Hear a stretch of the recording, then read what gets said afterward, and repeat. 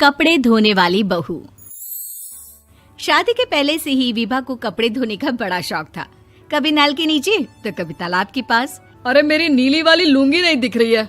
विभा की अम्मा, कहाँ रखी है लुंगी? अरे वो तो विभा ने परसों ही धोकर रखी थी आपकी अलमारी में, देखो वहीं होगी। वो ना मैंने आज धो दी, मुझे लगा कि गंदी हो गई होगी।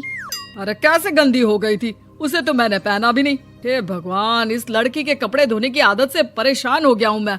जितना तो घर में राशन नहीं आता, उससे कहीं ज्यादा डिटर्जेंट पाउडर का खर्चा है। इसकी शादी करवा दो, शादी जाए अपने घर में ही करे काम, फिर चाहे घर के कपड़े धोने हो या पूरे गांव के। हाँ ठीक बोल रही हूँ, देखता हूँ मैं कोई लड़का। वो दिन भी आ जाता है जब विभा को देखने लड़के वाले आ जाते हैं। लड़की मुझे अच्छी लगी। होने वाली सास कहती है, बेटी अगर कुछ पूछना है तो पूछ लो। वैसे तो हमारी लड़की बहुत ही शर्मीली है, जो बोल दो वो मान लेती है, इसे क्या पूछना होगा। अरे कैसी बात कर रही हो माँ, मुझे इन लोगों के घर रहना है, सवाल तो कई है। हाँ हाँ बेटा, पूछ लो ना, क्या पूछना है। आप लोगों के घर कपड़े कौन धोता है? सास का मुंह बन जाता है। देखो, अगर तुम ये कहना चाहती हो कि तुम्हें कपड़े धोने नहीं आते तो सुन लो, कपड़े मैं ही धोती हूँ, लेकिन तुम्हारे आ जाने के बाद मैं रुमाल तक नहीं धोऊंगी। अरे चुप रहना भाग्यवान, बहू बेचारी घर आई नहीं, उसे डराना शुरू कर दिया। वो क्या है ना बिटिया, अभी तक तो ये कल्लू की माँ ही धोती थी, लेकिन अब तुम्हारे पापा तो दहेज में वॉशिंग मशीन देंगे ही। तभी विभा की माँ बोल पड़ती है, सवाल भी पूछा तो क्या। वैसे भाई साहब, मशीन की तो फिर भी कपड़े धोने की कैपेसिटी होती है। मतलब जो बिटिया दे रहे हैं ना विभा, इसे कपड़े धोने का बहुत शौक है। ये आप लोगों के क्या, आस पड़ोस गांव मोहल्ले सबके कपड़े धो दे और उफ तक ना करे। बाहर देखा नहीं आपने कितने कपड़े सूख रहे हैं? सब हमारी बिटिया ने ही तो धोए हैं। बस भी करो ना माँ, शर्म आ रही इतनी तारीफ सुनकर। और तो और एक दाग निकाल कर दिखाओ तो मान जाओ। हाँ अच्छा, माफ करना बेटा, मैंने गलत समझा। हमें तो रिश्ता बहुत पसंद है। और ऐसे जुड़ जाता है रिश्ता कपड़े धोने का शौक रखने वाली विभा का। उसकी शादी हो जाती है कोयला फैक्ट्री में काम करने वाले कल्लू के साथ। शादी के बाद अचानक विभा चिल्लाती हुई सास के पास आती है। सासू माँ, अरे सासू माँ कहाँ है आप? ये तो धोखा है, धोखा दिया आप लोगों ने मुझे। इसे ससुर के चक्कर के बारे में पता चल गया। अरे तो उसमें तुझे क्यों धोखा मिला है? अरे नल में पानी नहीं आता, कपड़े कैसे कब धुलेंगे?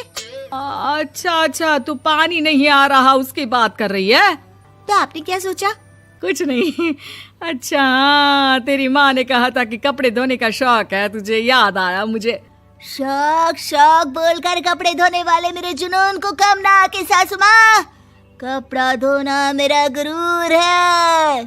तभी पति भी वहाँ आ जाता है। अभी मैंने इसे सनी देओल की फिल्म दिखाई है, उसी के डायलॉग मार रही है माँ। अच्छा सुन, साफ साफ बता रही हूँ, पानी सुबह 4 से 6 और शाम को 10 से 12 आता है, समझी?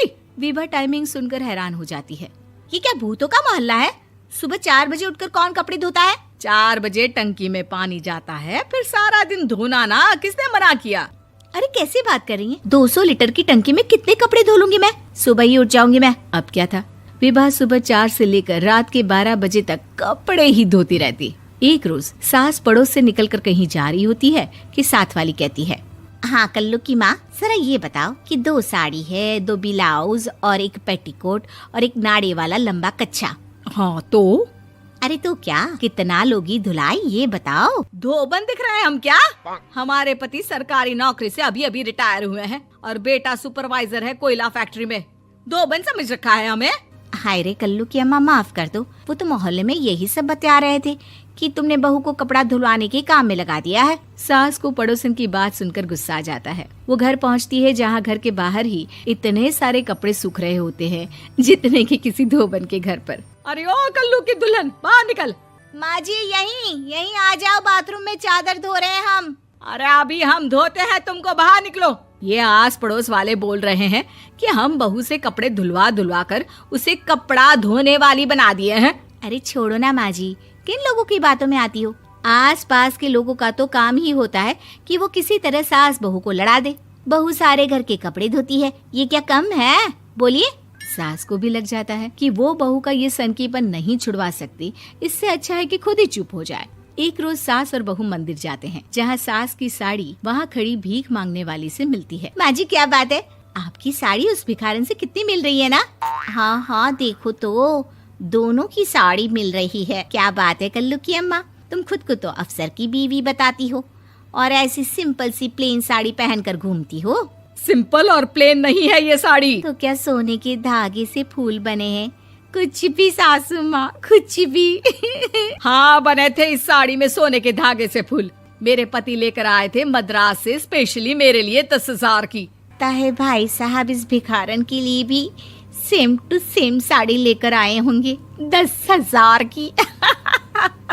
सास उस वक्त तो कुछ नहीं कहती, लेकिन बहू के साथ घर आती है और अलमारी से एल्बम निकाल कर लाती है। ये साड़ी देख रही है, ये वही साड़ी है जिसे मैंने अभी पहना था। इस साड़ी में ये जो चमकदार फूल दिख रहे हैं ना, ये सोने के धागों से काढ़े गए हैं। लेकिन तू लोकल वॉशिंग मशीन ब्रश से घिस घिस कर सारे फूलों को निकाल कर साड़ी प्लेन कर दी। मुझे माफ कर दीजिए सासू माँ। और तो और, जब मैंने तुझे तेरी गलती के लिए कुछ नहीं कहा, लेकिन तूने तो सबके सामने मेरा मजाक ही बना दिया। क्यों? बहू को समझ में आ जाता है कि अब से उसका कपड़े धोना बंद।